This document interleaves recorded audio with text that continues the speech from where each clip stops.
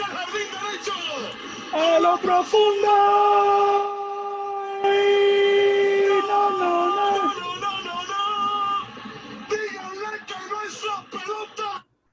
Welcome back to Dong City, August 24th edition. I had to play my favorite home run call because that's all we had this week was nothing but dongs, dongs, dongs. Welcome to the 29th episode of Dong City. Henry Maldonado, Vince Mercandetti, Rob in our background. Vince, how you doing, baby? I'm doing great. Now that there's so many dongs this week, we really do have a lot of illustrious ones to discuss. I'm having a very Florida week, Henry, and it ties into the life group. So I'm excited to announce that, I had my Florida moment. I shared this in one of the groups, and it appeals to three of them. And that, I'm going to get alcohol, which I never do, but I'm going to Destin this weekend for a little getaway. Destin, what was that? Destin, Florida? Yeah, on the Panhandle. It's about a 5.5 hour drive. Meeting a friend out there.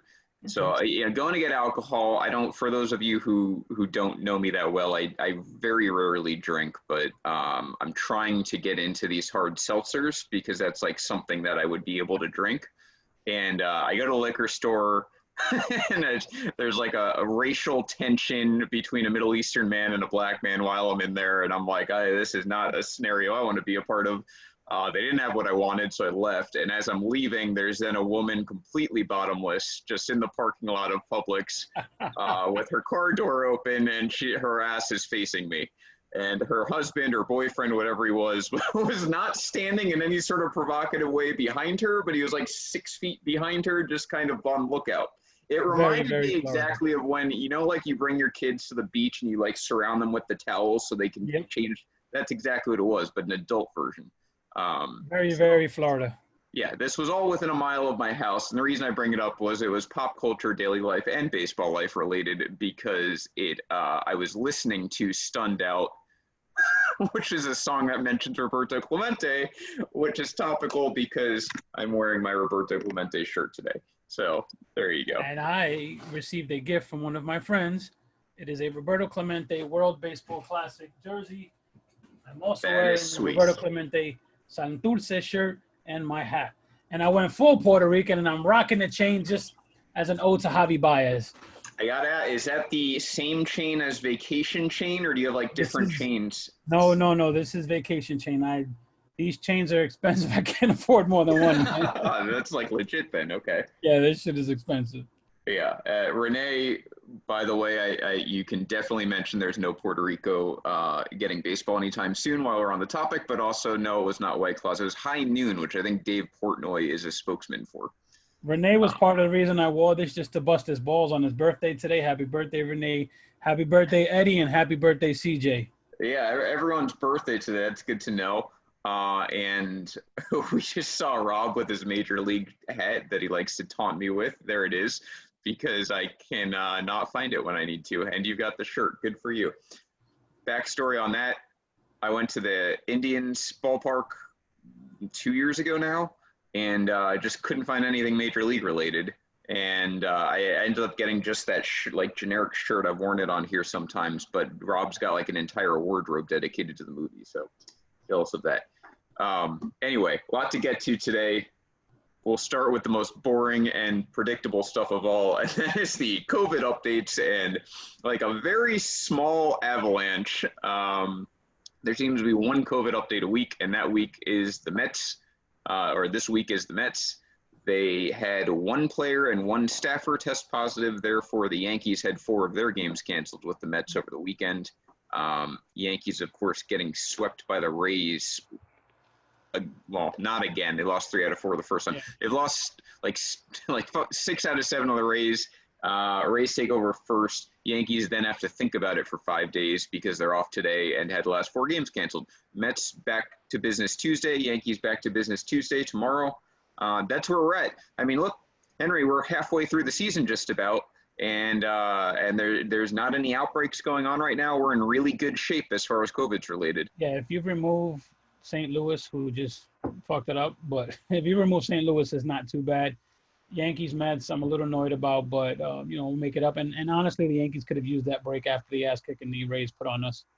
Yeah, that seems to be the general consensus in Yankee universe is we really needed that break, and we'll get into why right now they've got injuries. This is, I was thinking about this like a couple of hours ago before the show, and in my head I'm like, I don't want to disrespect what the Yankees accomplished last year, right? Mm-hmm. 30 individual injuries. I think it was 36 total IL trips. They get 2 games short of the World Series.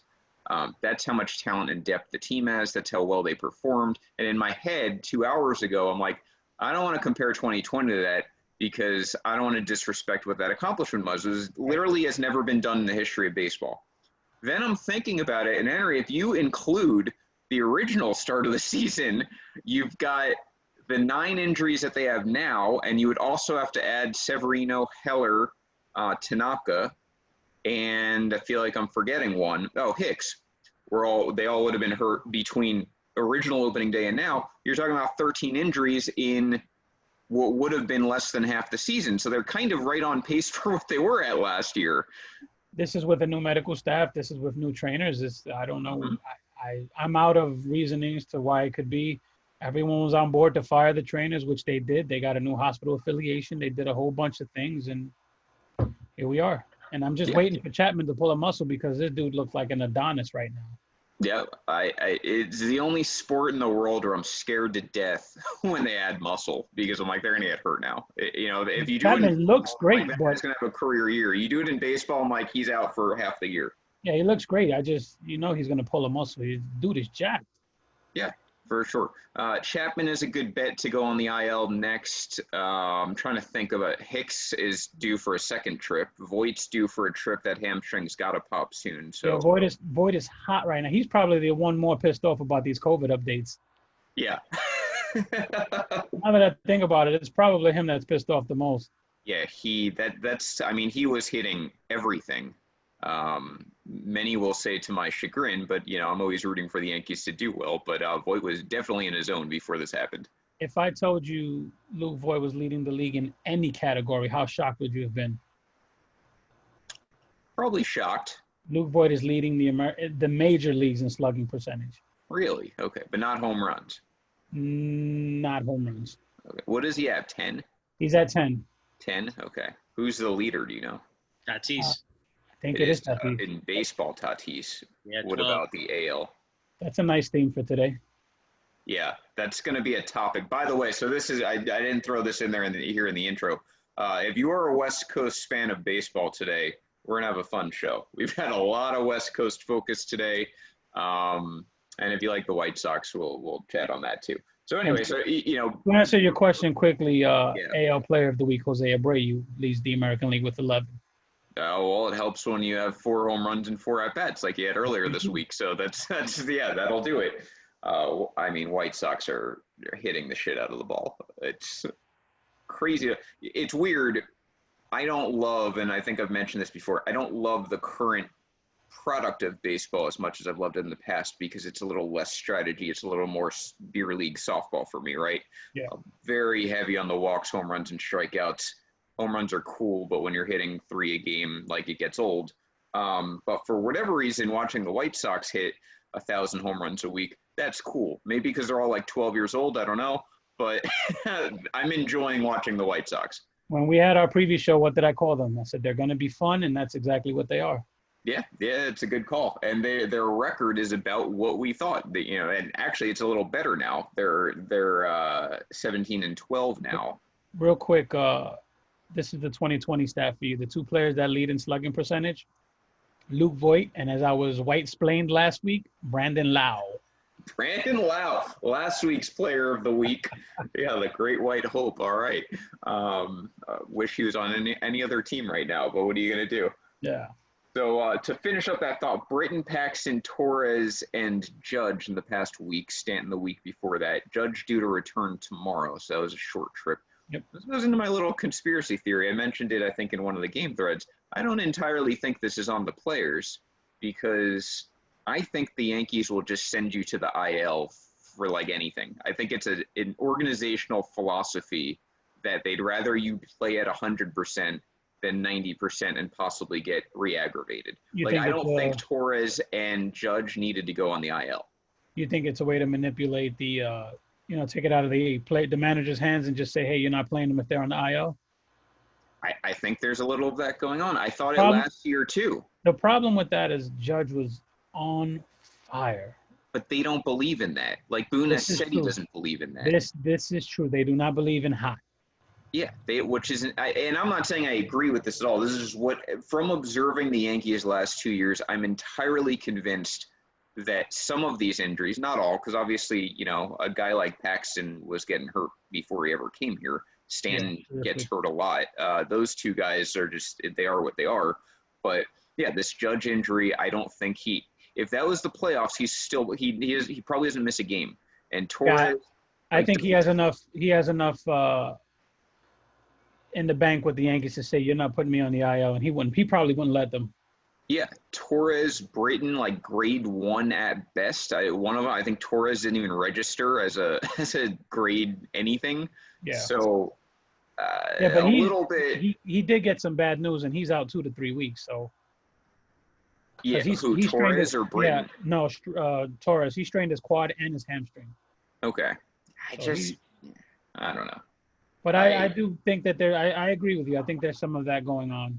It's a little ticky-tacky for me. Yeah. It's frustrating because, like, in a real season with this team, with the depth they have, if they had a team that didn't believe in this, they probably could win 110 games. Like, I'm not even joking. That's the level of talent. But they're never going to get to that level because of this philosophy that they've got. So we'll see. Some of it's bad luck, but I think some of it is just, hey, take a vacation. We'd rather you be 100% than anything less. And now Matt Shoemaker, on the other hand, is still on the Angels. I'm pretty sure. Yeah. I assume so because he got hurt, but Shoemaker hurt again. Steven Strasburg, tough year for the Nationals. Who saw that coming, that their pitchers would all get hurt almost immediately. Year one of that extension too. Yeah.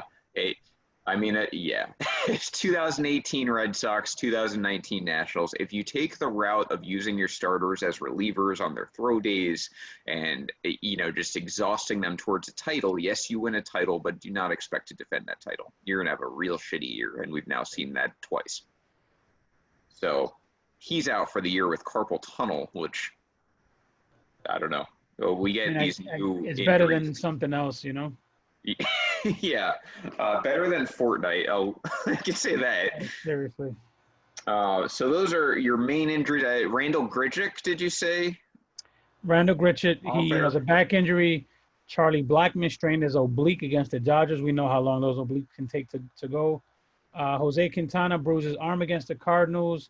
And Nomar Mazara is activated, actually. I thought he was hurt. Quintana, I just saw, I think he's going to come back and go to the bullpen, which, yeah, that trade. I know Cubs fans like to defend it.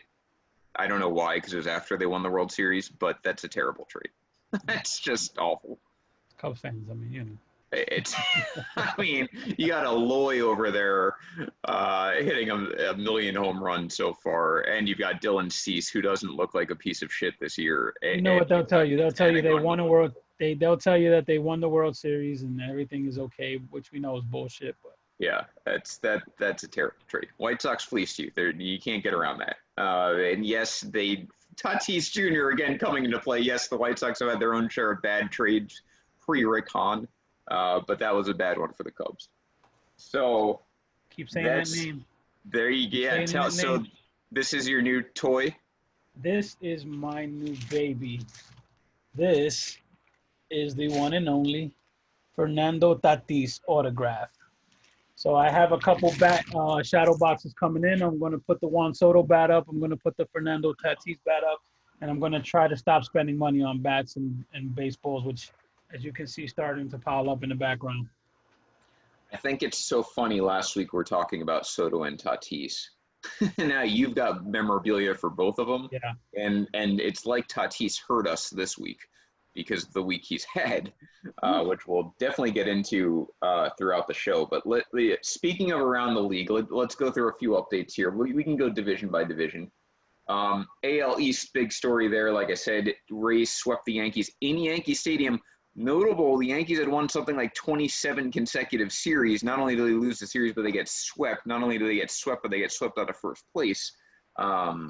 Rays lost earlier today, but they are still a half game up. So going into tomorrow, they will remain in first place, technically. Yankees just beat the shit out. I mean, the Rays just beat the shit out the Yankees. There's no. Oh yeah. It was just they came back. Anytime we came back, they took the lead. They're playing like World Series contenders, and that's what we expected from them. And they looked the part. They crossed their T's and dotted their I's. It's my biggest criticism of the Yankees is they don't do things like that. And the Rays showed every single way you can beat the Yankees, which is exploiting bad defense, running the bases well, having timely hits, putting the ball in play. You out-homer the Yankees, you're probably going to beat them. And that's what they did all series long. And they did 3-run homers and things like that, not solo shots. So, yeah, they're 8-2 in their last 2 games, and that's with taking a loss a couple days ago. They're hot, man. Like I said, the COVID thing with the Yankees came at the right time because the Mets would have probably kicked our ass the way we were rolling. They needed a reset. Now, the silver lining for the Yankees, they're like 15-3 when they don't play the Rays. So I don't know if it's a Rays problem or a good team problem yet. We're going to see over the next couple of weeks because they are playing the Braves the next 2 games. They have the Mets after that, but then I think they have the Rays one more time. And then you get into maybe the Blue Jays after that, something like that. Blue Jays and Orioles, who are still pretty good, both 500 and above. Jays just have taken 2 of the last 3 or split the series with the Rays, something like that. So they're being competitive. Orioles haven't fallen off completely yet, and they're oddly 8-1 on the road. I'm still giving the Orioles credit, man. Yeah, hey, they're almost halfway through, and they're still in it. So that's more than any of us had out of them. Nope, that's not true. That's not true. I did say they won't come in last. That's true. And that looks pretty safe because the Red Sox. So put it in perspective how bad the Red Sox are. The Orioles are 4 back of the Rays in 4th place. The Red Sox are 9.5 back. So they're 5.5 back of the Orioles in last place. They're 9-20, worst record, tied with the Angels in the AL. First team to 20 losses. Then the Angels said, hold my beer. Yes. AL Central looks pretty much exactly as we imagined. Twins in first, Indians right behind them, White Sox right behind them. Tigers and Royals not very good, although the Tigers were in it. This last week's been kind of rough on them. And that run differential is just killing them, dude. Yeah. You've got the West. The A's are what we thought they were. They are the best team in my mind in the AL, and I stick by that, and they have the best record to prove it. Astros very streaky, currently on the bad side of that streak. They just got swept by the Padres. Now they're back to 2 over. They're in second, though, because the rest of the West is pretty bad. And Texas can't stop giving up runs. They give up runs galore every freaking game. It's a terrible, terrible pitching staff. I thought their hitting could carry them a little, but Jesus Christ, do they suck. Yeah, it's not there. You're not getting the Willie Calhoun from last year either. He's on the IL currently. Alan, to answer your question about the Red Sox, their pitching staff is probably the worst. This might be the worst pitching staff I've seen since the 2003 Tigers. I'm not even exaggerating. I can't think of a team with less talent than the 2020 Red Sox pitching staff. Maybe Nate Eovaldi makes it better than maybe the Tigers like last year. I don't know, but it's brutal, bro. It's really, really bad. I'm looking at Alexis' comment. I don't know why you can't beat your own division. It's weird because that division's not very good. You would think you can compete with the Mariners and Angels. And Alexis, we're not believing you that you work for the Rangers, man. We need to see proof. Hit my inbox and I'll give you my address. Yeah, Eddie sends us proof like every other week, so you got some work to do in the tour guide rivalry you've got going on in the West over there.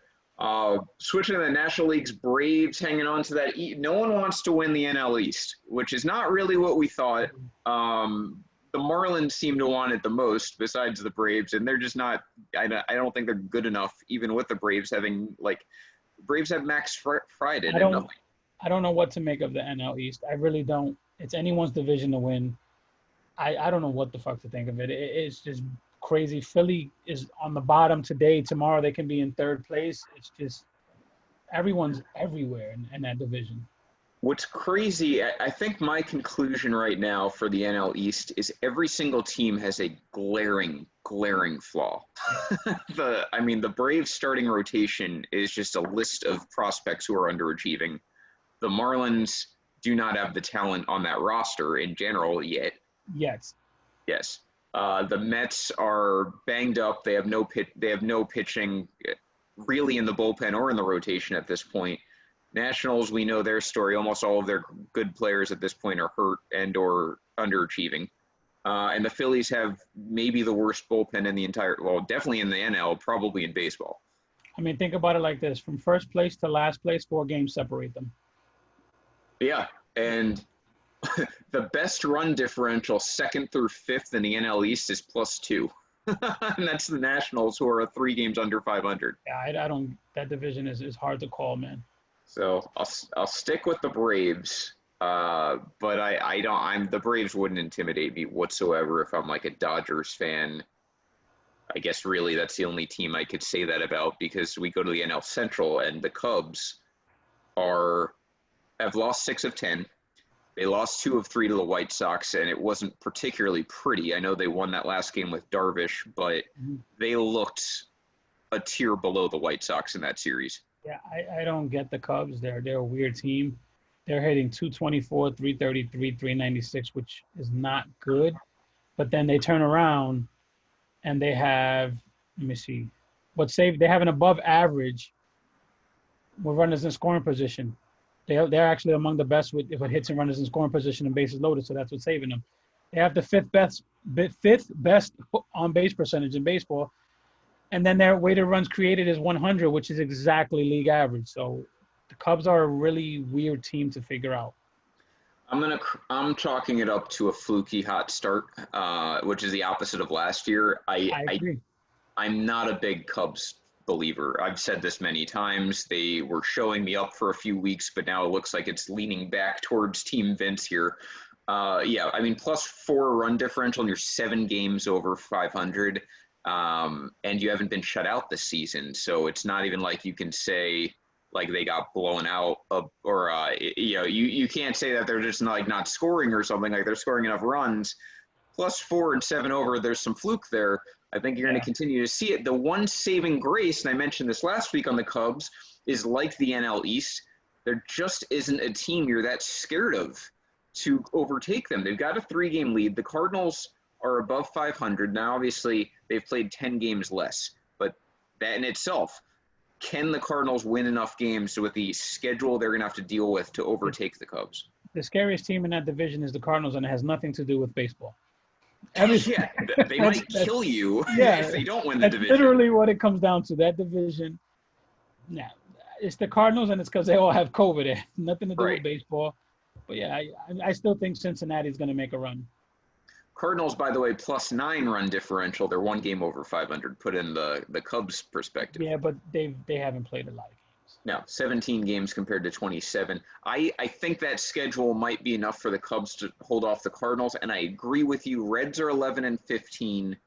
I get it. There's only 34 games left in the season, so they need to get going soon.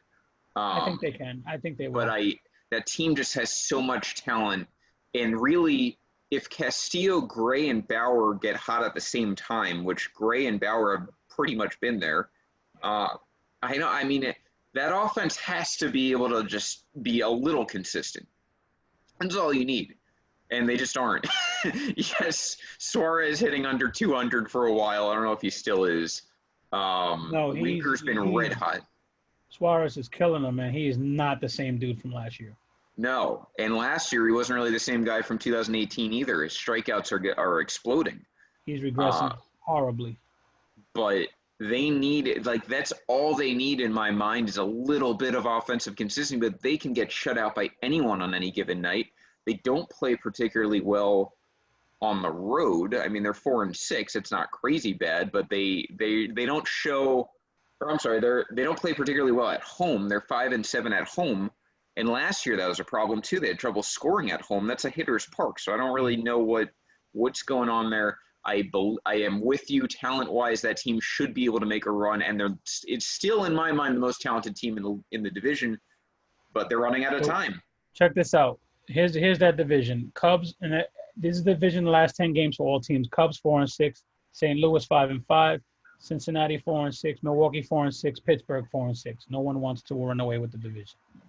Yeah, everyone's playing sub 500 baseball in the last 10 games. The East and the Central, to me, are very similar in the NL. The NL is, in general, extremely mediocre. I mean, there's not nearly as many exciting teams in the NL, I think, as the AL, where you can look at the AL and look at least 2 teams in every division that you're like, there's a scenario they can make a deep run into the playoffs. And in the Central, you really got 3. In the NL, it's Braves, kind of Cubs, and then you got the Dodgers and Padres, who are like all of the sexiness of the NL is in those 2 teams in my mind. Yep. Dodgers are a juggernaut. 79. That's their run differential. Plus, it was crazy last year. You're talking 30 games. They're outscoring teams by 80 runs, basically. They're 22-8. We know about the talent. We've got plenty of highlights for them that we're going to get to. A 733 winning percentage. This is a team that would be also hit. Yankees and Dodgers, in my mind, would be a collision course. Maybe if they made the World Series in a normal year, would have the 2 best records ever. Yeah. Dude, I mean, look at that division. Everyone else sucks after them in San Diego. And San Diego is the second hottest team in baseball right now, only because the Dodgers are hotter. Yeah. San Diego got all the headlines this week. All the headlines. And what the Dodgers do, they won 9 of their last 10. How about this? Dodgers have given up 92 runs. Eliminate the Cardinals because they've played 10 games less. The next closest, and eliminate the Marlins because they've played like 5 games less. The next closest I'm looking at here, 116. Yep. That's 18 runs in 30 games. I mean, there's only one team better than them. Their defense and pitching has been great. They've scored 171 runs, which is also the most in the NL by 8 over the Padres, or right behind them, 4 games out of the division. Mookie's doing his every other year thing. He's on his MVP year this year. He'll suck next year. This year, he'll be the MVP. He's fit in fine. It's like he took his own powers, and then he took a little bit of Bellinger's and also is putting it himself. It's weird, man. I look at Mookie, and it's almost like there was a relief, him leaving Boston. So you feel like there was just something. He got something off of him. He's allowed to have fun. He looks like he's enjoying playing baseball right now more than I've ever seen him before. I agree, and I don't think it's a leap to say he didn't love being in Boston. And I only say that not to pick on Boston, and I realize obviously he won a title there. I'm sure he doesn't regret that, but he never, ever seriously took an extension with them.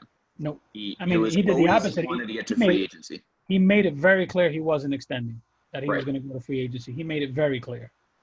So, yeah, I agree with you. Mookie's having fun. Mookie is everything we want them to pump in the game. Mookie and Tatis, promote those dudes, promote those dudes, promote those dudes. Yeah, absolutely. And I've always liked Mookie Betts. Now I love Mookie Betts because he's not on the Red Sox, but exactly. I can finally be free with Mookie as well. Just like I said, Mike Benstein Trout is the best player in the game, but he is not the face of the game.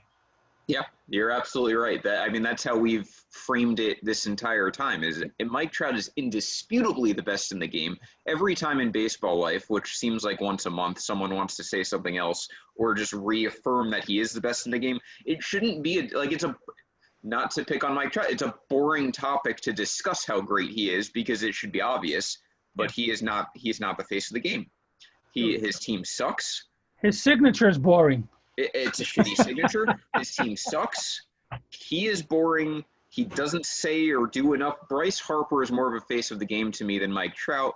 And that argument, that ship sailed like 3 years ago to compare the two. Totally agree. So, yeah, we're on the same page there. Padres, that other team, I mean, look, the Dodgers are about to just destroy the Giants, I think. Giants have been pesky. They're only 2 under. That's another team, I think. But they're very mediocre. You know what this is, Henry? This is going to crack me up. They are going to be good enough not to be sellers again for like the 5th year in a row. They need to be sellers regardless of what their record is. They need to restock that farm system. They need to get some salary relief because they're still up there. They need to get rid of some players. It's a conspiracy at this point. Chris Flores joins every single time we bring up the Giants. Every time we mention the Giants, she's on point. Every time she comes on, as soon as we start talking shit, in particular about the Giants, because how many good things can you say? But yeah, Giants, put it this way. The second half of 2016 and the first half of 2017, they were the worst team in the NL, record-wise. They didn't sell.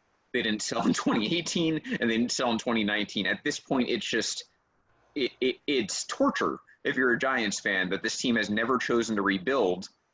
And Joey Bart's up. That's great.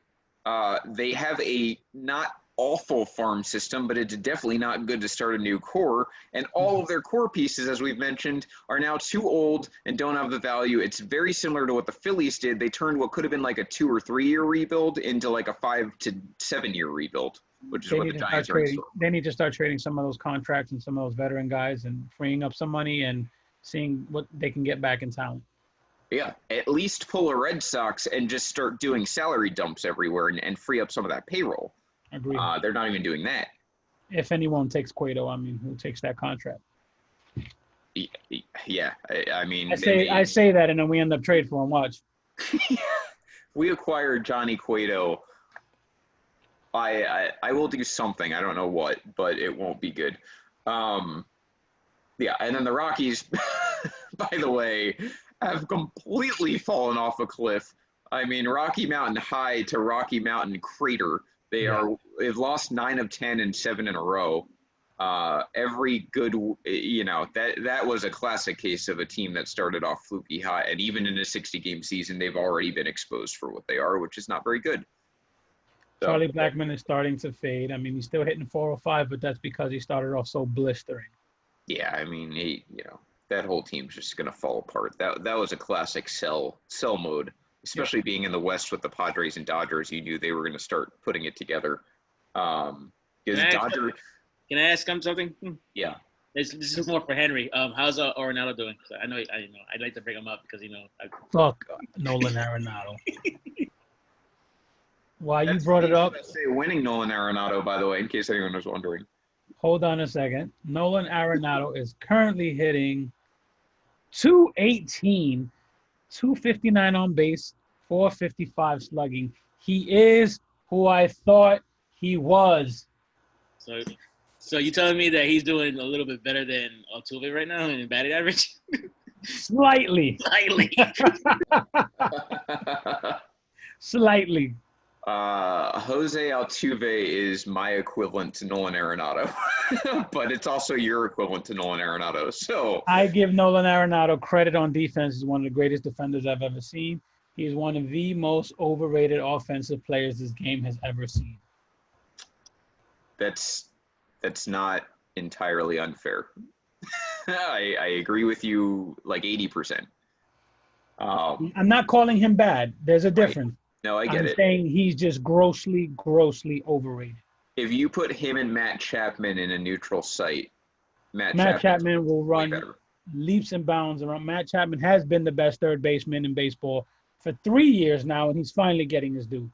Yeah. I mean, you're talking about Arenado at Coors and Matt Chapman doing it in Oakland is polar opposites. And for the record, I've been on the Matt Chapman trade since he's been up.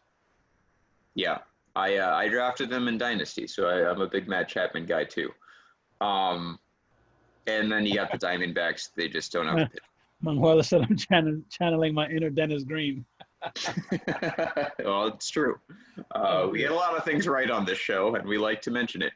So that's kind of your look around the league. The AL East to me is going to – Blue Jays will be a pain in the ass. I don't think they're going to be in it in the end for division winners. I think they can certainly make the playoffs, especially if you look at the 8-team expanded. Right now, we'll give a little update there. Rays definitely in. Yankees definitely in. Twins definitely in. Oakland definitely in. That's 4. And all 3 division winners probable. Indians and White Sox. That's 6. And then you're starting to talk those last 2 slots. You've got the Astros in the mix, Blue Jays in the mix, Orioles in the mix. That's probably it. That's probably realistically 2 of those 3 teams are going to make the playoffs. The AL is going to struggle to put the last 2 to 3 teams in. It's going to be 2 or 3 brutal teams that may even be sub 500. Now, this is where I mentioned, I've had this argument several times with other Yankee fans. Home field doesn't matter. Seeding doesn't matter because that's the Boone mentality. Well, you're absolutely wrong because those top 3 teams, which are the division winners, are going to get to pick their opponents. And in the AL, those 3 bottom teams are dog shit. So you have a lot of incentive, in my mind, to win your division, especially the Yankees. I don't care so much about home field. I get it. There's no fans, but there's a lot as far as seeding goes in the AL. Way, way, way rather would get to choose between the Astros, Blue Jays, and Orioles than, say, the Indians, who have a killer staff even without Clevenger, White Sox, who can just slug the shit out of you, or the that's it, or the Astros. There's plenty of water under that bridge. Is Cleveland has been so fucking good, and because the Padres and because the Yankees and because the Dodgers have been so hot, they've flown under the radar. Mm-hmm. Any other season, any other situation, we're talking about the Cleveland Indians and how well they're playing and how lights out their pitching is. They have the least amount of runs given up in 84. That's absurd. That team is just, and they just traded. They got rid of Corey Kluber last year. They just develop arms. They send Clevenger home. They send Plesac home, and they just keep winning. How would you like to send 2 of your starters home and then call up Tristan McKenzie, who strikes out 10 in his debut and basically he almost threw a shutout? So we give them shit, but that team is slowly becoming a team that is running themselves very well, like the better teams in baseball. Yeah. Right after they lost the World Series, it looked a little funny. It looked like they were going to start to tank, and they're doing what they need to do. This may be unpopular among Astros fans, but that's what I strive for. The Indians, to me, are the ideal run mid-level franchise, payroll-wise, mid-market. Cardinals, too. Cardinals are the AL version. Indians, to me, Cardinals are the NL version. Indians, to me, are the AL version. I wouldn't call it. I think the Cardinals. I'd still put the Cardinals in big spender category. That's just a well-run organization. Categorize it. Like, to me, you have the Yankees, Giants, Dodgers. It's Boston. 3. What's that? Boston. Yes, Boston, Chicago. To me, those 5 are on a different tier than Padres, Cardinals, and Indians. I'd still put I think the Cards are there with them. Oh, and Nationals, we forgot them on the top tier, too. They may be on the bottom end of it, but I think they're there. They're among the big spenders and the big market teams. They spend wisely.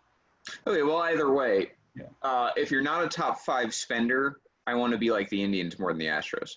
The Astros, they cut corners as well as any team's ever done it in terms of just totally tanking and building this great core. But the Indians actually are kind of a mid-market version of the Rays.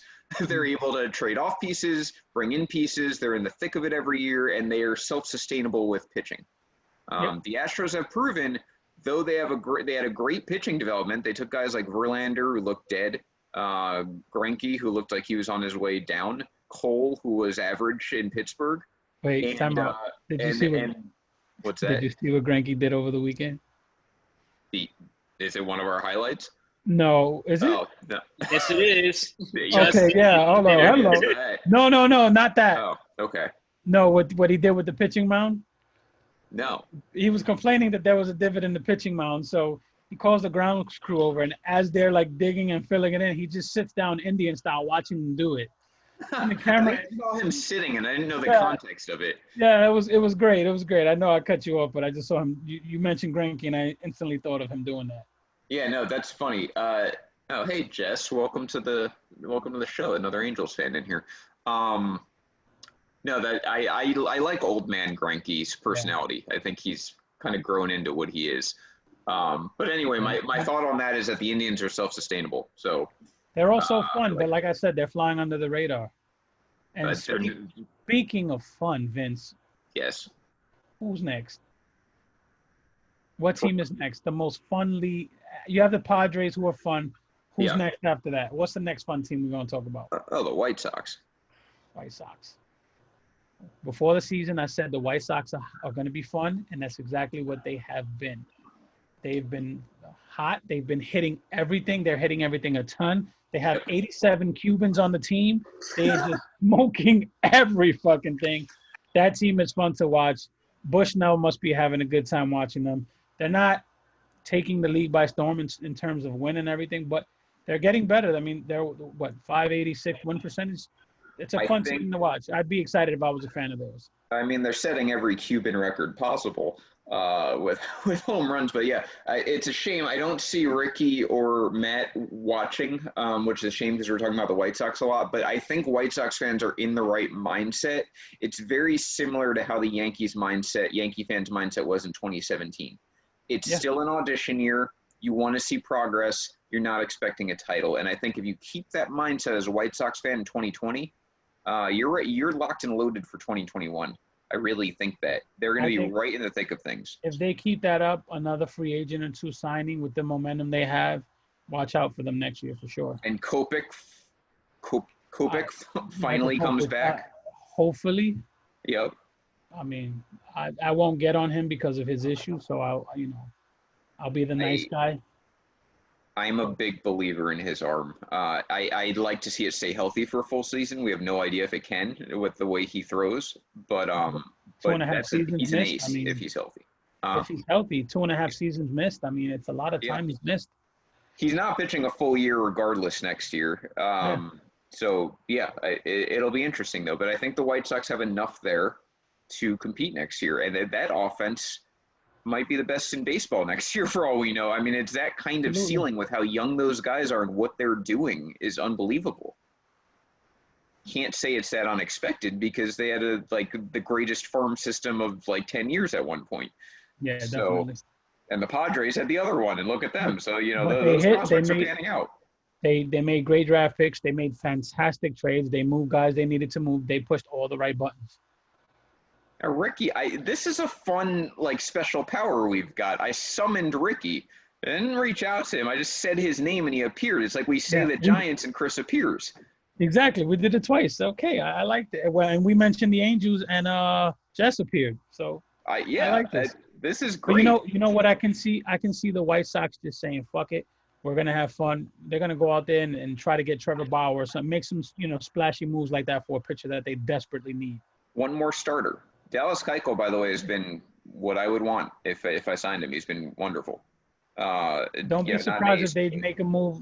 I can see them making a move on Tanaka. I can see them making a move on Bauer. I can see that, they're going to bring another arm or two in. I think Paxton's a great arm for them. They've had a lot of arms like him in the last few years, and he'd probably stay 100% healthy just because he'd be leaving the way it works. Yeah, so that's the way it works. I would. What would be fun is, Jose Quintana going back? He's a free agent. That could happen too. I think there's no doubt the Yankees are keeping one of Tanaka and Paxton, and I think there's also no doubt they're keeping Tanaka.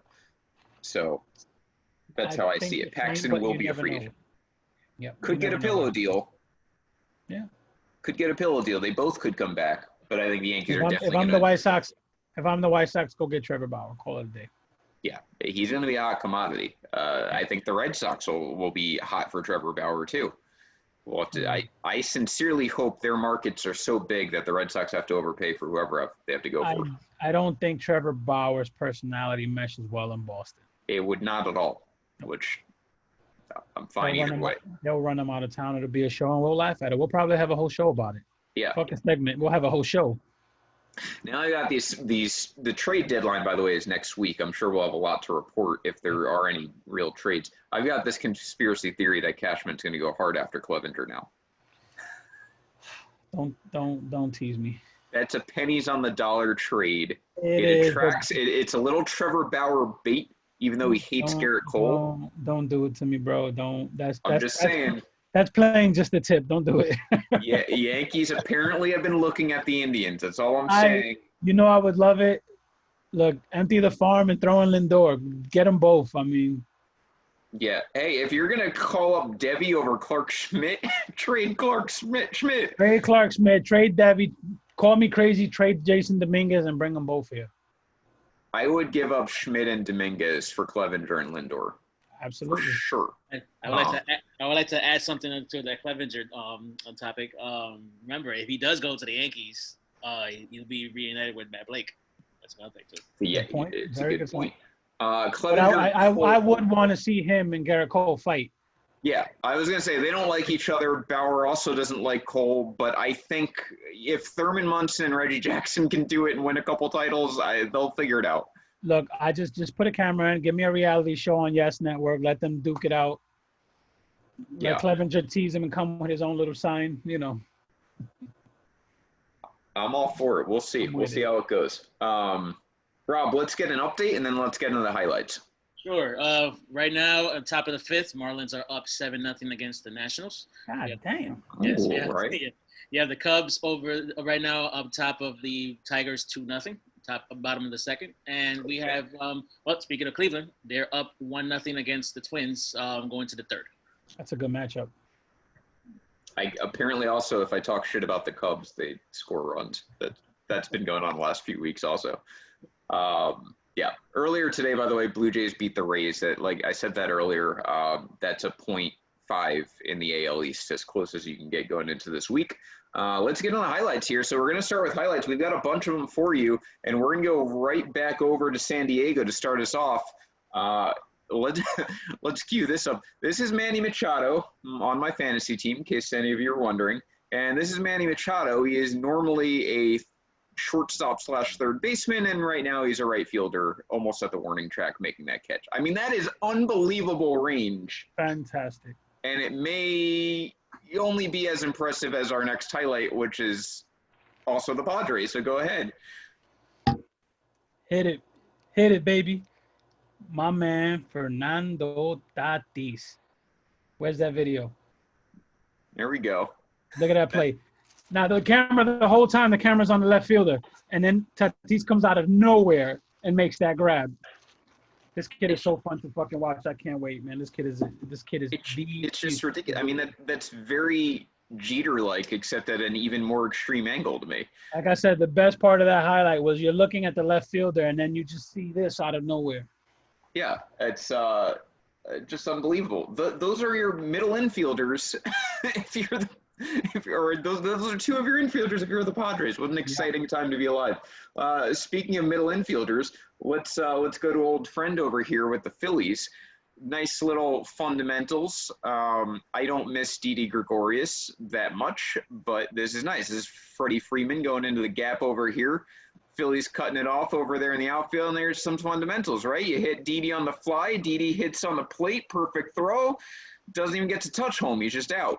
Real Muto, pretty excited. We've seen that many, many times. Yeah, can't question his defense when he's healthy. No doubt about that. Yep. What do you have for us, Henry? Right now we have my man coming up, Joey Bart. Chris, pay attention. Chris, where you at? Joey Bart, all over the place. Where is it? Is it up? Is it down? Foul, fair? Joey Bart making the play. Buster Posey, who? You know, I like plays like that because if you've never been a catcher or worn the gear, you have no idea how hard that play is. I just like to wear all of that equipment and catch it at that angle with his glove like that. Foul territory. I mean, you've seen how some catchers, they can't even catch fly balls anyway. That's way more amazing than it looked. He looks ungraceful, but that's a really tough catch. That's a hard ass play. Yeah, absolutely. And here's one that's probably not as tough, but still funny nonetheless. This is our man, Ramon Laureano in Oakland. Manuel, pay attention. Some range in that.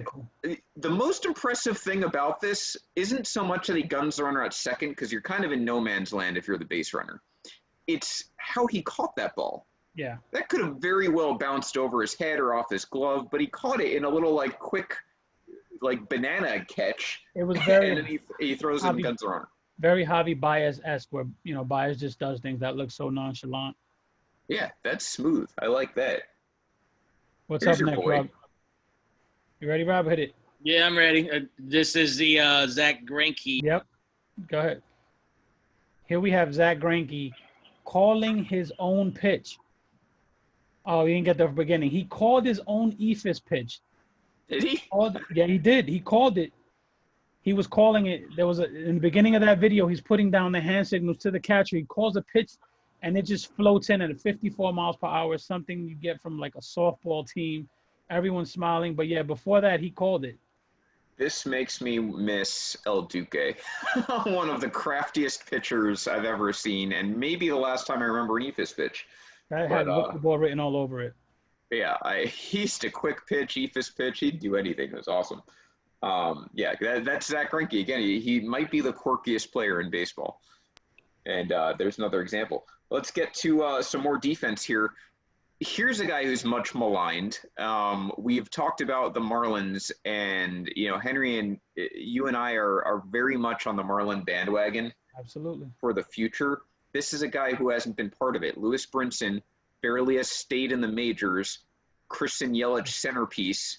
He's in the majors now, and he makes that catch. To rob Juan Soto, our featured home run hitter last week, of a home run, and that's not the last you're going to see of the Nationals either. That had a lot of the Andy Chavez type. It was like an Andy Chavez light. Yeah, that catch. Yeah, not quite the arm extension, but it had like he kind of floated to catch that. Very beautiful. Yep. Go ahead, Rob. Here we have my man Victor Robles. Yeah, all's fair here. He's robbing Austin Riley. Look at this catch. My man scales the wall a la Ichiro, catches it, snow cones, calls it a day, looking cool with the high socks, kiss my ass. My man doing his thing. I think that was so cool. Fresh off the IL too. Yeah, he's just so effortless with his defense, man. I like Robles. I think he's so cool. He's underrated in a watching standpoint. Like, I don't think his stats are underrated, but he's fun to watch and doesn't really get a lot of press. Here's a guy who's fun to watch who does get a lot of press, and this is going to start off our walk-offs of the week. This is my man Bellinger.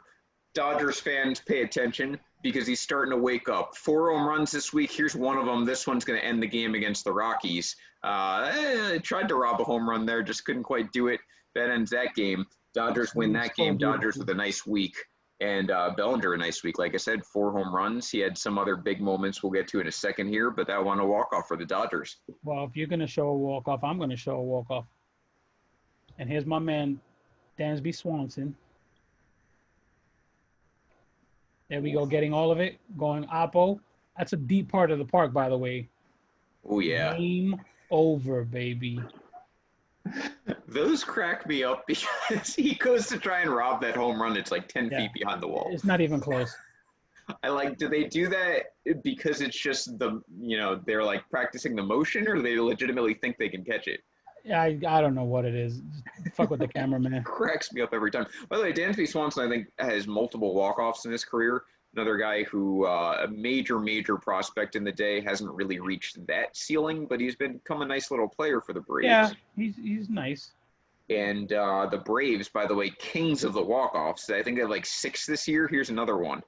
So this time it's Adam Duvall. You might remember him from such teams as the Cincinnati Reds. Here you're going to remember him for the Atlanta Braves. That's another walk-off. So 2 of them this week. Duvall ending it.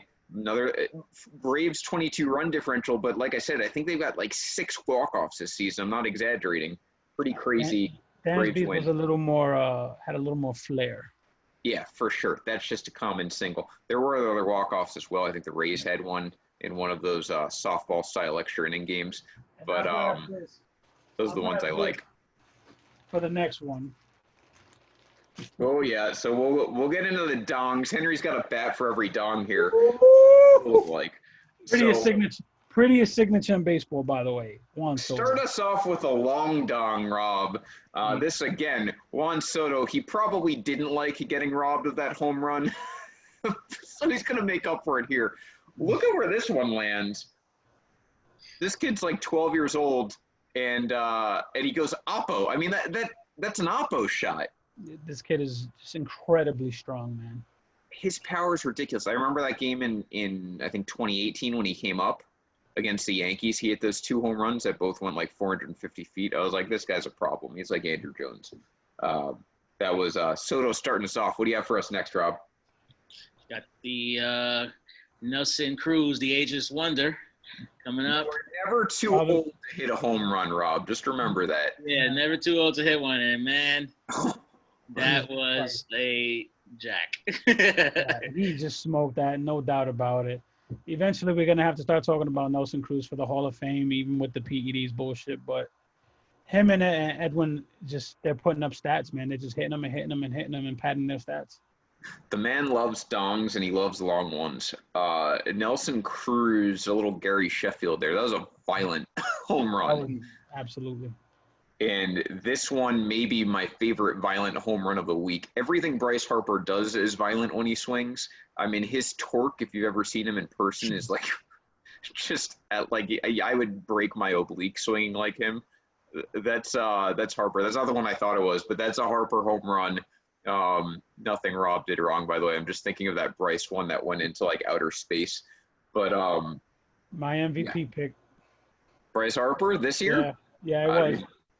All right, hey, not too late. He's having a nice season. Having a good season, but Mookie's laughing at everyone else.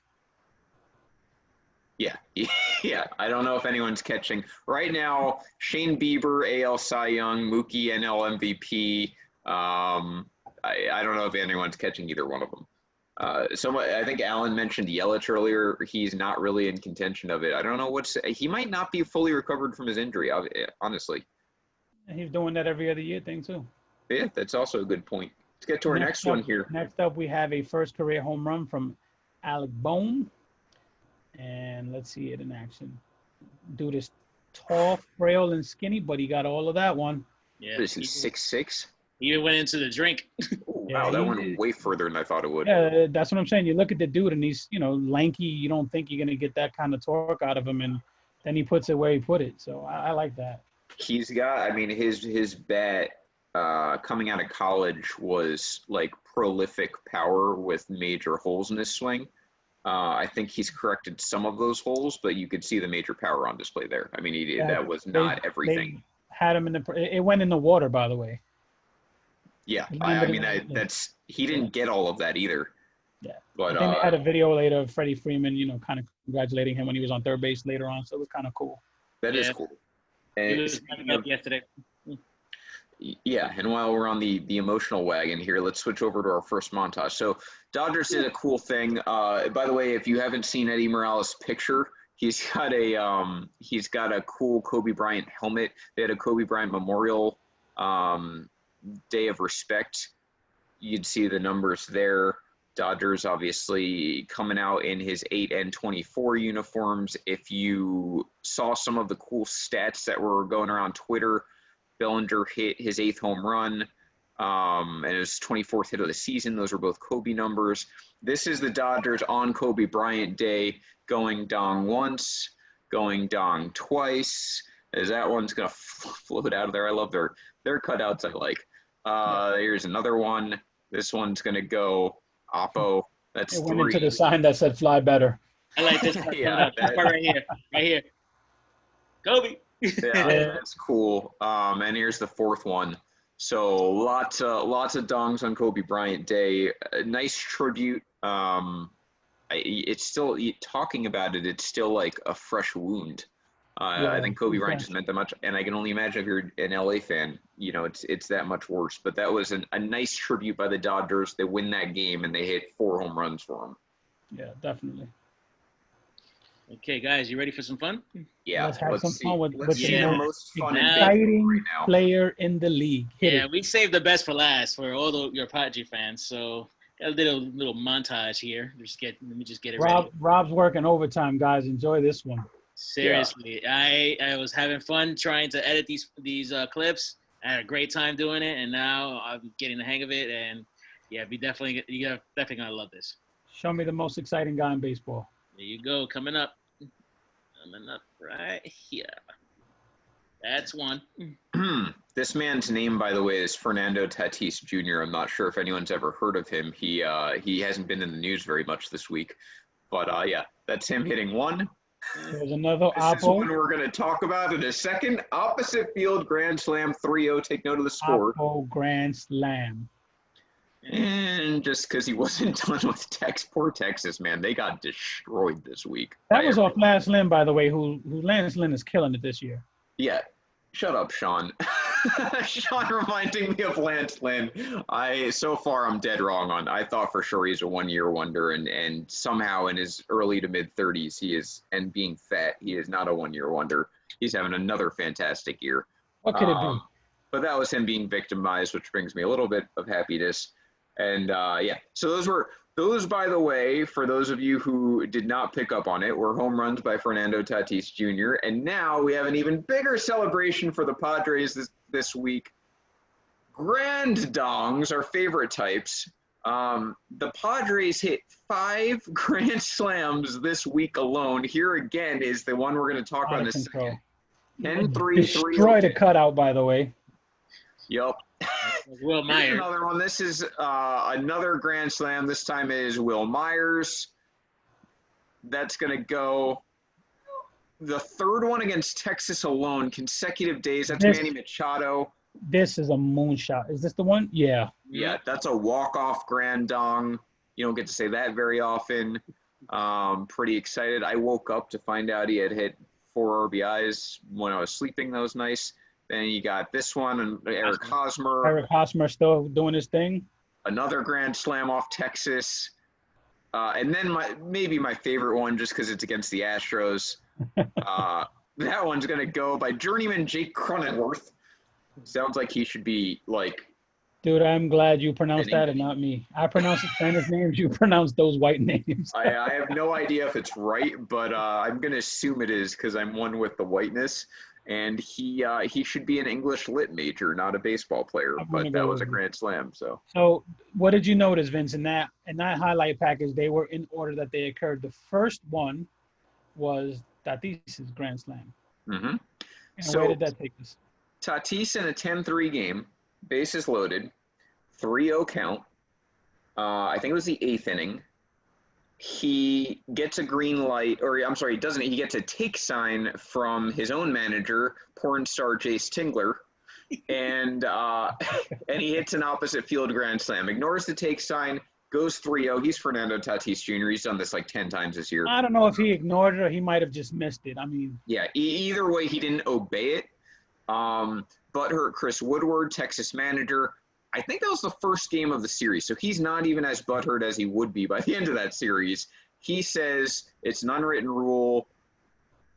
I guess the logic is that you're allowed to groove 1-3-0 with bases loaded if you're down 7 runs. I found the hysterical part of this that Texas has several times poured it on.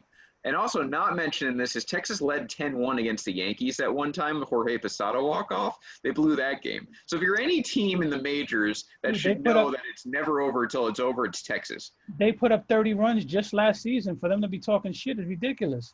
Yeah. So Tingler and Woodward after the game both sold out Tatis. Woodward saying that it was inappropriate and Tingler saying it was a learning moment. Now, I think personally David Cohn actually had the best take of this. There's been many that are variations of this, but Cohn the next day on the Yankee game, because they were discussing it, talked about how it was indeed a learning moment, and it was a learning moment for both managers. Because in this day and age, with the amount of home runs that are being hit, and the amount of runs that are being scored, it really is never over till it's over, whether it's 10-3, whether it's 20-3, whatever it is. Yeah. And Tatis gets a 3-0, he hits a grand slam. If it's a pop-up, I can understand reprimanding him because in the future, maybe that hurts him. But he does everything right, and it's a grand slam, and he gets criticized by his own manager, which maybe annoyed me more than Chris Woodward complaining about it. Yeah, that annoyed me. Joe Torre's reaction annoyed the hell out of me. But Chris Woodward surprised me because the dude's only 44 years old. He should know better. But more important, there's 2 things that stuck out to me about this. One, Fernando Tatis is the most exciting player in baseball, period. He is the face of baseball. He's exciting. The kid is fun. He is what you want all the kids to see. This dude having fun. Guys like him, guys like Baez, guys like Lindor, these guys just have fun when they play. They ooze fun, and you want to market those guys. Now you have these old dinosaurs saying, oh, unwritten rule this, unwritten don't do that. Fuck you. Play your game. Enjoy. I love how all the players came to this defense. Let the kids play, man. You can't want to market this game and then pull them back every time they do something. They have fun. Number 2 for me, more importantly, money. The one thing in this league, you make no money until you hit your arbitration year. And all those things are stats. They say don't take it personal, but what they do is they bring a stat sheet to the arbitration case and say, hey, you're hitting this, you're hitting this, you're hitting this. Those numbers mean something to him in the grand scheme of things when it comes to arbitration and getting his contract. So, Fernando Tatis, keep doing your thing, brother. I love you. Keep having fun. Let the kids play. It's a very good point. I didn't even consider that point, but it's a good point. This is what we talk about all the time. We talked about it all off season. MLB is the best sport out there at hurting itself. And that is what we're seeing here. Michelle points out in the comments, Texas hasn't won since. Consider it karma or whatever you want. I did not realize that. I love that. Yep, 7 in a row. But this is another example. We talked about Juan Soto or Fernando Tatis going forward. And I think we both agreed in the end it's probably Tatis because he's got the offense and the defense. And he's on a team that very well could be contenders for a long time. Right. Soto has a title already, but Tatis is going to be there. He's going to be in the spotlight for a while. It's something that even Mike Trout's not guaranteed because he's never been in the spotlight in the playoffs and whatnot. We know the Padres are going to be good for a while. Tatis is electric. He's exciting. He steals bases. He's a 5-tool player. He plays a premium position. He does everything right. He's fun. He's fun. He looks cool. Whether you're white, Hispanic, or black, like that's a cool look. I wish I looked like that. That'd be awesome. He is everything you want. And MLB, rather than adopt this and embrace it and play to his strengths, wants to shit on it. They want it to be the boring 1980s, type of carry yourself a certain way. That's not how sports are anymore. That's not how millennials are as athletes. It's not how the younger generation below them, Gen X or Gen Z, is going to be as athletes. Those days are over, and you need to adapt to it. Like Adam Silver's done a great job in the NBA. You need to adapt to the players, not the other way around. The players don't need to fit in. This isn't golf. They don't need to fit into a set of rules that were made 100 years ago. They carry the sport. They create the revenue. And if you're an owner like the Cardinals who say it's not a very profitable sport, well, stop silencing your best players. That's a very easy way to add profit. Yeah. And they don't do that well. And this is another example of it. And I'm glad this is the Trevor Bauer effect. You can hate Trevor Bauer or love Trevor Bauer, but either way, the Trevor Bauer effect for me is that players aren't putting up with it anymore. They've got Twitter. They've got plenty of outlets where they can finally express themselves. We saw it in the negotiations with MLB this offseason to have this season. Instead of just losing the PR and media battle that they've done in years past, they were out in front of it. Not always the best. We saw Snell say things he shouldn't have, but they can do that now. And you saw, Henry, to your point, these players come out and they're defending Tatis as they should, because that's where MLB has to take a hint. They're in the minority now as far as feeling this way about unwritten rules and all this bullshit that we didn't like that growing up as fans either. And there's a contingent out there that may still like it and still respect it, but I'm sorry, evolve or die, adapt or die. That's the name of the game. I know you were more annoyed that his manager threw him under the bus. I was more annoyed about Joe Torre because Joe Torre was on the Michael Kay show the next day. And they asked him, Joe Torre has been Major League Baseball's chief baseball officer since 2011. Here's an opportunity to say, hey, this is one of our young guys. And Joe Torre just goes on and says, I'm not a fan of what he did. Just tone deaf and foolish. Now, what I do love that we didn't get to is Tatis apologized for hurting whoever's feelings he hurt, whoever's fragile ego. But what he did the next day is while they were up, he fucking stole third base.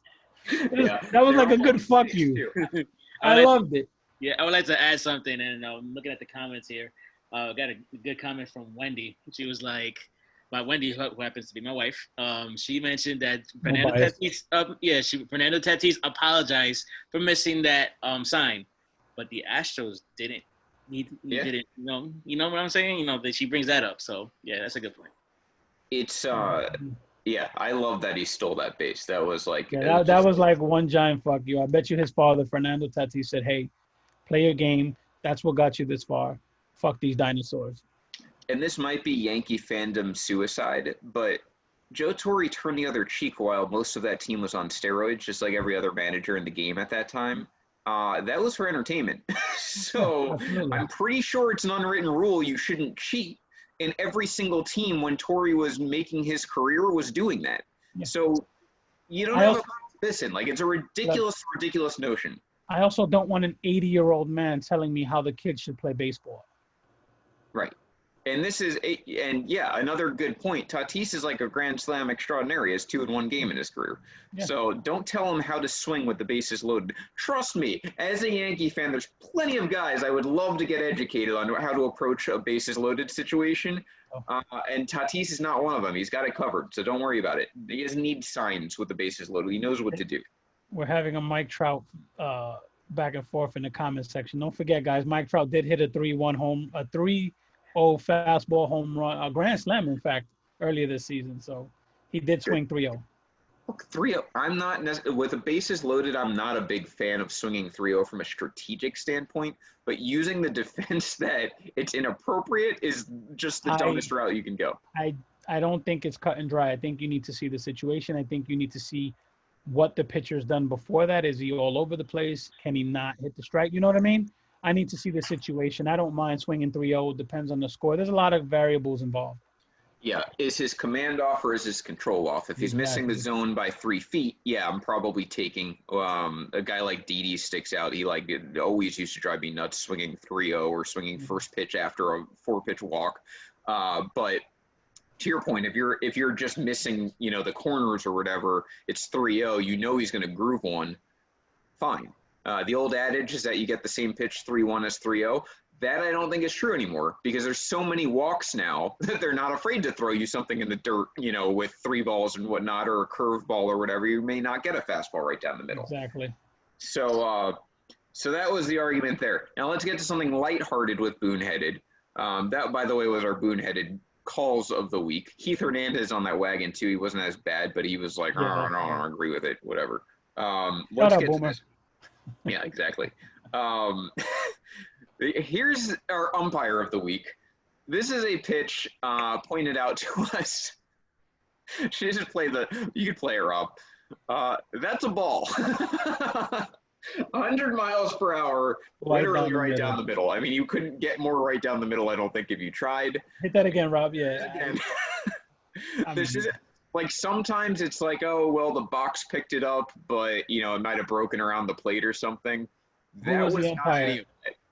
Please tell me it was Hernandez. Yeah, do we know, Rob, do you know the umpire for that call? I don't, but I could look it up, but not that pressing, but I'd be curious. So that's our second Boone-headed. But the primary thing here is just stop with the unwritten rules. It's harmful for the sport. It's not helpful. I'm not sure if this is true or not, but in the KBO league, 2 umpires blew calls and they were sent to the minors. I think that should apply for the MLB. That's cool. I'm a fan of that. I think the umpires have a union that probably wouldn't agree. They do have a union. But hey, I'm all about extreme punishments for. And to Rob's point, I just looked it up. They demoted 5. Yeah, see, that's like that Simpsons episode when they're in Japan we don't reward intelligence, we punish ignorance or whatever. That's I like that. Yeah, punish them. You swing 3-0 and you pop it off. Yeah. That's like you should be benched. It said they will be sent to the minor leagues for retraining. I love it. I love that idea. Lord knows what that means. I love that idea. Somebody got caned. Someone got caned. Yeah, I want to know from Ohtani what that means in the international leagues. What's the punishment really if you're getting re-educated or whatever the term is? Rob, let's get one more game center and then we're going to get into our games to watch for next week. Okay, top of the 6th, Marlins still up 7-3 against the Nationals. The Cubs are up 2-0 against the Tigers, the bottom of the 3rd. We have a tie game with the Twins and the Cleveland Indians, and the first inning, A's and Rangers, they just started. So, and And by the way, Nelson Cruz was the home run that has brought in the Twins run of the game. Speaking of The ageless wonder. dongs, yeah, there he goes again. Thank you, Rob. So yeah, let's get into our last segment here. This is our games to watch. I'll start it off as always. I am excited for this Thursday. That is, or actually, I think it's this Friday, the 28th. It's going to be A's Astros. Now, I'll say this. I picked this 2 days ago. Astros have lost back-to-back games since. So it's a little less exciting. But it is Frankie Montas versus Zach Greinke. Good pitching matchups. Kicks off that series. A's swept the Astros last time. I'm hoping they do it again. They could, Henry, they wrap up this division if they sweep the Astros again. I think that much is on the line. I agree. I actually chose the entire series for that very reason. I think the Angels need to show some fight. I don't think if they show any fight in this series, they're dead for the season. They need to do something. I'll be rooting for the Angels because fuck the Houston Astros. I agree. Now, this is, of course, barring something crazy happens with Oakland between now and then. They're playing the Rangers, though, so don't hold your breath. Yeah. But, yeah, I mean, for all intents and purposes, if the Astros get swept in that series, it's over. They're already back 4.5. I'm taking mine back. Okay. I just realized they officially rescheduled the Subway Series. Yes. So I'm going to go with that because I enjoy fun, and those games are always fun. They are fun. That's the appropriate way to describe Subway Series. They're not intense rivalry. They're not particularly meaningful. They are fun, and that's what they should be. Should be interesting. Very curious. Yankees have 2 games here to essentially get their shit together before that series starts. So let's see if they can. The Braves usually a good bet to lose to the Yankees. We'll see if that continues, and then they're heading into that Mets series. So we'll see. And the Mets have on Friday they have undecided against J-Happ, so the Mets have the advantage there. Yeah, it's that's a win. And we'll see. And the Rays, I'm just looking. They've got the Marlins, so we may be very similar situation this time next week in the AL East. We'll have to see. Rob, what do you have for your game? My game will be the Baltimore Orioles and the Tampa Bay Rays. That could be a fun one. I think that might be the sleeper series of the week. Yeah, I'll say this, Rob. You know, the Jays just gave the Rays trouble. I think the Orioles are too dumb and young not to give the Rays trouble. Like those are the types of teams. I love the way you put that because that sums it up perfectly. Yeah, it's the Rays get up for the Yankees too. That's another element, and they've admitted as much. They said wins against the Yankees mean more to us than any other team, and it makes sense strategically. It also makes sense logically.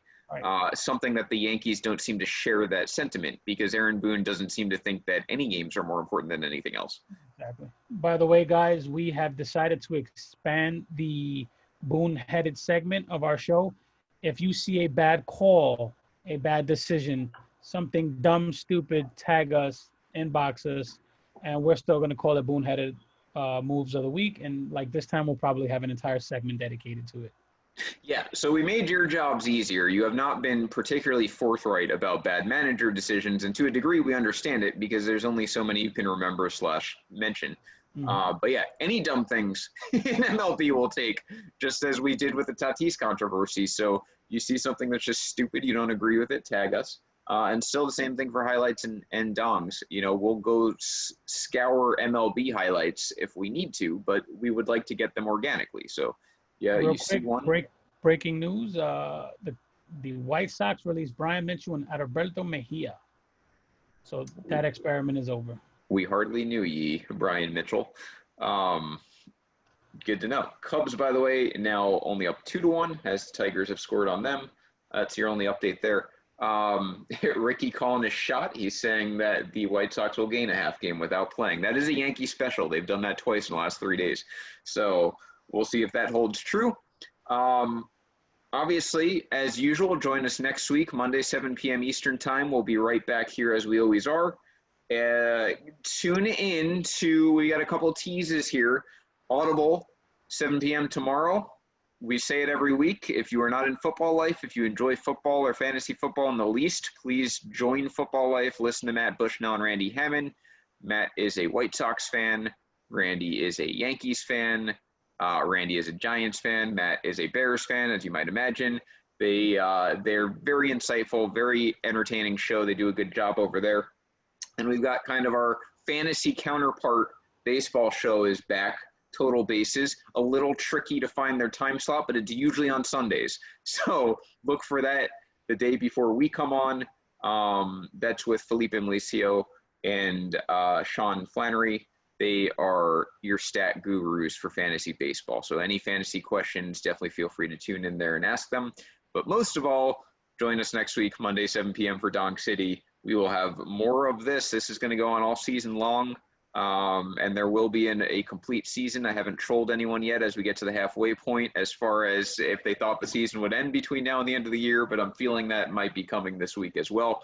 And as Rob has reminded us, next week is the trade deadline, so we should have a very action-packed show next week discussing whatever trades have gone down, and we'll see how the standings look. Real quick, I think we do have a Ballers Life podcast this week coming up. I know they'll be talking about a lot of the NBA playoff games, which have been amazing. If you are not in Ballers Life, get in Ballers Life.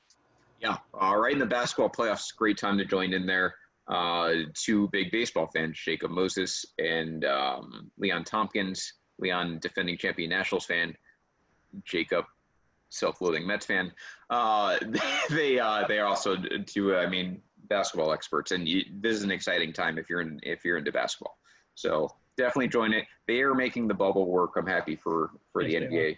They figured it out. But this has been Donk City. We'll see you next week, 7 p.m. Eastern time. Don't miss it. Donk City, bitches.